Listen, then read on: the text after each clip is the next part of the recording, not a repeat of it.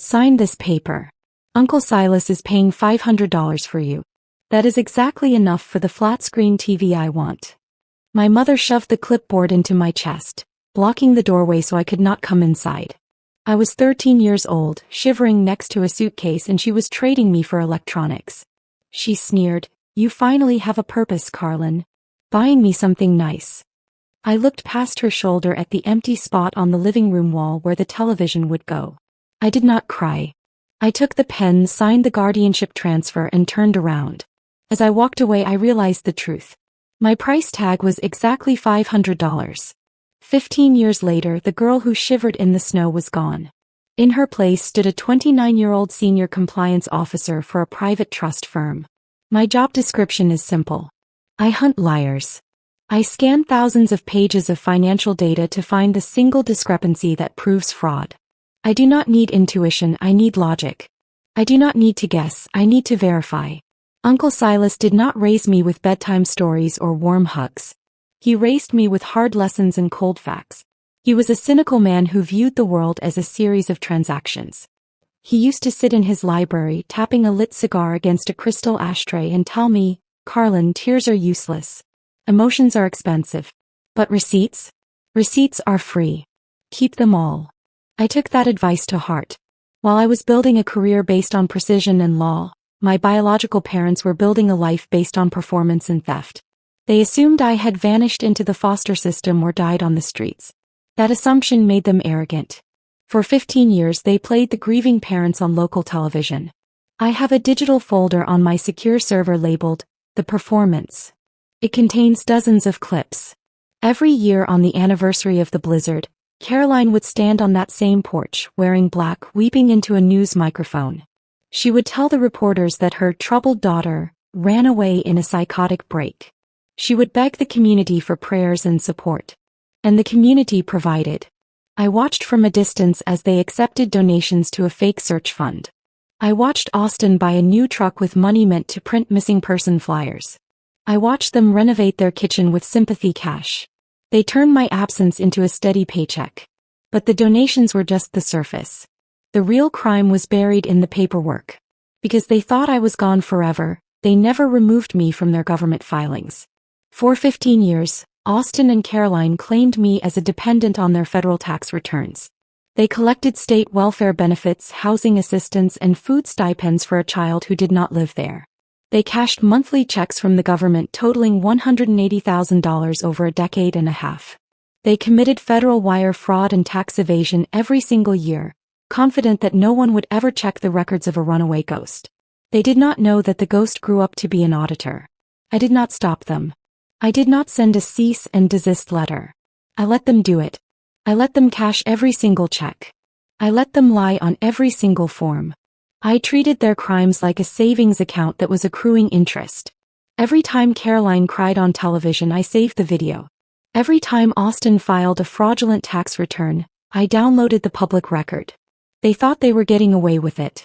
They did not realize that I was keeping a mental ledger, and I was waiting for the perfect moment to balance the books. Uncle Silas died on a rainy Tuesday in November. He left the world exactly as he lived in it, quietly and without debt. He also left a last will and testament that bequeathed his entire estate to me. The assets included a prime commercial building downtown, a diversified stock portfolio, and liquid cash. The total value was $12,500,000. The will was sealed for 30 days, a standard legal procedure. But grief does not stop greed. My biological parents smelled the money the way sharks smell blood in the water. They did not come to the funeral. They did not send a card. Instead, 48 hours after the obituary was published, they hired a lawyer. His name was Mr. Blight, a man whose billboards promised to fight for the little guy but mostly just fought for a percentage of the settlement. They filed a motion to contest the will based on familial bonds. They claimed that as my natural parents, they were entitled to the estate and that I had used undue influence to manipulate a senile old man. Then they took their campaign to the media. I sat in my office with the lights off, watching the local evening news. There was Caroline sitting on that same porch where she had abandoned me, clutching a tissue. The reporter asked her about the inheritance. Caroline looked into the camera, her eyes wet with practiced tears, and said, "We are not interested in the money. We just want to protect our daughter's soul. He was a troubled child. She brainwashed my poor brother in his final days. We just want to bring the family back together and manage the estate responsibly. It was a master class in manipulation. She was painting herself as the saint and me as the predator. My phone began to ring. It was my lawyer, furious. He wanted to file a defamation suit immediately. He wanted to release a statement. He wanted to go to war. I told him to stop. There is a quote by Sun Tzu that Uncle Silas made me memorize when I was 16. Never interrupt your enemy when he is making a mistake. If I sued them now, it would just be a messy civil dispute. It would be my word against theirs. It would drag on for years. But if I stayed silent, if I let them believe their own lies, they would get careless. They would get greedy.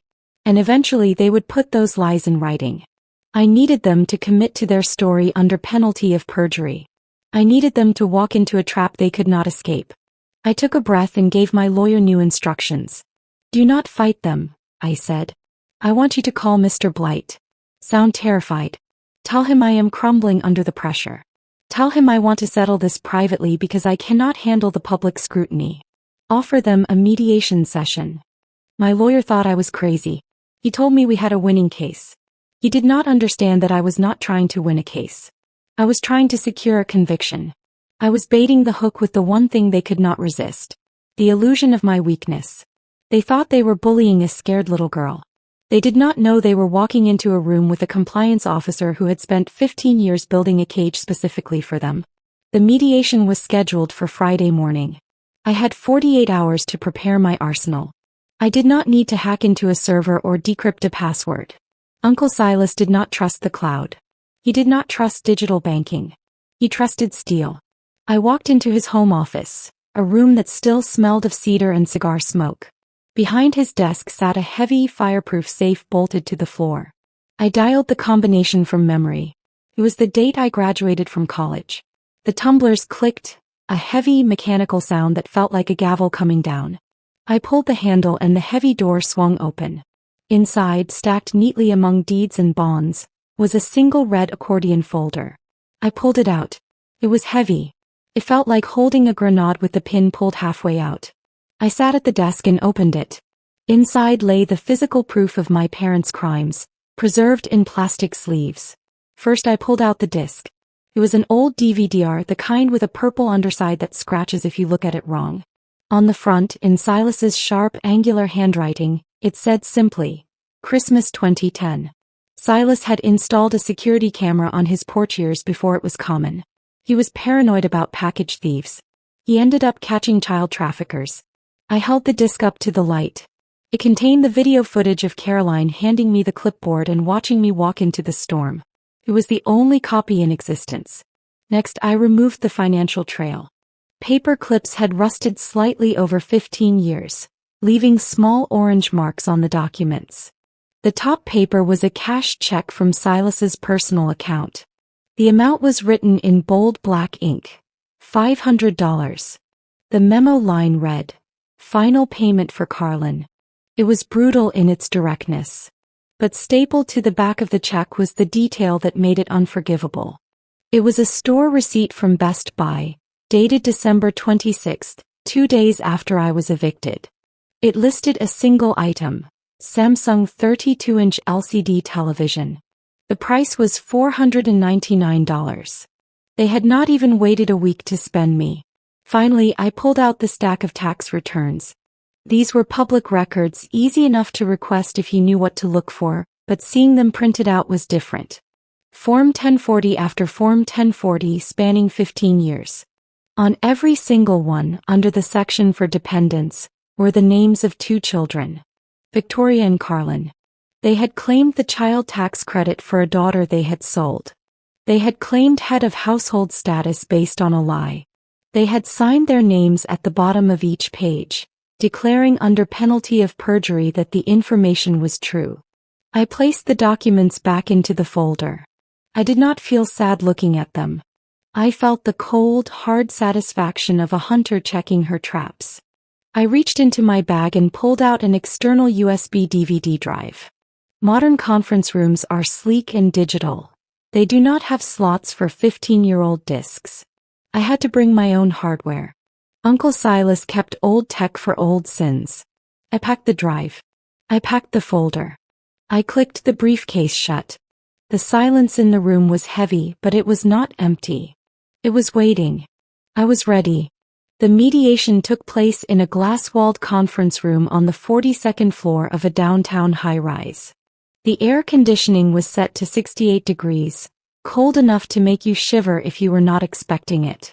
In the corner of the ceiling, a small red light blinked on the security camera. It was a standard feature for legal depositions, designed to create an objective record. Today it was the most dangerous thing in the room. I arrived first. I sat on the far side of the mahogany table, my hands folded on top of the closed red folder. I wore a simple gray suit, the kind of outfit that makes you blend into the background. When the elevator doors opened, my biological family stepped out. They were dressed in black, a coordinated performance of mourning for a brother they had ignored for 20 years. Caroline led the way, her chin high, looking around the opulent office with hungry eyes. Austin shuffled behind her, looking nervous but eager. Victoria brought up the rear, checking her reflection in the glass, complaining loudly about the price of valet parking. They saw me sitting there, but they did not see a threat. They saw the frightened 13-year-old they had thrown away. Caroline breezed past me without a greeting, dropping her designer bag on the table with a heavy thud. She looked at my lawyer and said, "Let us get this over with. We have reservations for lunch." He did not even look at me. To her, I was just a signature standing between her and $12 million. Grace, my lawyer, shark smile and all, slid one document across the table. "Standard kinship verification affidavit," she said. "Because the will is being contested, the executor needs a sworn statement that you maintained a continuous parental relationship with the beneficiary from 2010 to today. Sign it and the funds can be released." It was bait. Perfect bait. Their attorney, Mr. Blight, sweaty, cheap suit but not clueless, read the fine print and froze at paragraph 4. "This defines continuous care as uninterrupted financial and emotional support," he muttered. "Caroline, you told me she ran away. If you sign, you're swearing, under penalty of perjury, that she was in your care the entire time." He started to pull the paper back. "We shouldn't sign this. We need to amend the language." But Caroline's eyes were locked on the $12 million figure on the whiteboard. Greed anesthetizes instinct. She snatched the pen. "Stop billing me by the hour, Blight. Of course we raised her. She's my daughter. She had a rebellious phase. Don't complicate this." She stared at me, hard and glittering. "You know the truth, Carlin. We did everything for you." I said nothing. I watched. Caroline signed with a flourish and shoved the affidavit at Austin. "Sign it." He hesitated, one flicker, one glance at Blight's pale face, then habit won. He signed. In that quiet, the room changed. They thought they'd secured a fortune. They didn't realize they'd just signed a confession. 15 years of care, which made every welfare check and tax deduction they'd claimed in my name undeniable fraud, confirmed by their own hand. Caroline capped the pen and pushed the affidavit toward me, smug. "There. Now give us our money." "We'll get to the money," I said, placing my palm on a red folder. "First, we review the receipts." Caroline leaned forward, all false sweetness, sliding the signed paper across the mahogany like an all-in poker move. "We signed your little paper. Now pay us. We've suffered enough." I didn't touch the affidavit. I opened the red folder and pulled out a clunky external disk drive. I plugged it into my laptop, connected HDMI to the projector and typed the password. "What are you doing?" Austin's voice wobbled. "Where's the check?" I didn't look up. Uncle Silas kept old tech for old sins. The screen flickered to life. Grainy black and white security footage. Timestamp: December 24, 2010, 6:42 p.m. A snowy porch from a high angle. Caroline younger, clipboard in hand. And a small figure beside a suitcase. Me. No audio, None needed. Caroline shoved the clipboard at the child. The child signed. Caroline pointed to the driveway and slammed the door. The child walked into the whiteout. Caroline shot up. Turn that off. This is private. Sit down, I said, quiet and final. I'm not finished. I placed a cash check beside the affidavit. Do you recognize this? Her signature was on the back. Amount, $500. You told the media you lost me, I said evenly. You said I ran away. You didn't lose me, Caroline. You sold me. Then I laid down the receipt, faded thermal paper, still legible. Best Buy. Samsung 32-inch TV. $499. Dated 2 days after the check. You didn't sell me to survive, I said, meeting her eyes. You sold me for a television. Here's the receipt. Austin made a strangled sound and reached for the papers, shaking. Mr. Blight slammed a hand over his wrist, not protecting them anymore. Protecting his license. And this affidavit? I tapped their fresh signatures. You just swore you raced me. Provided support for 15 years. I dropped a stack of tax returns on the table. For 15 years, you claimed a missing child as a dependent. You collected $180,000 in benefits for a daughter you sold for $500. I leaned in. If you claim you raced me, you go to prison for welfare fraud and tax evasion. If you admit you sold me, you lose the inheritance and still go to prison for perjury and false filings. You didn't walk into a negotiation, Caroline. You walked into a crime scene. The silence was the sound of a trap snapping shut. We can fix this, she stammered. Carlin, baby. I didn't call the police, I said, standing. They're slow. I called the State Department of Human Services fraud unit an hour ago. They're waiting in the lobby. The doors hissed open. 2 men and a woman in dark windbreakers stepped in. State Fraud Unit in bold yellow letters. Caroline recoiled, chair screeching. No. I'm your mother. My mother died the night she chose a Samsung over her daughter, I said, calm and absolute. You're a defendant. The lead agent spoke. Caroline and Austin, you are under arrest for grand larceny and welfare fraud. Handcuffs clicked. Caroline wailed. Austin collapsed into silence as they were led out past the blinking camera. I gathered my things.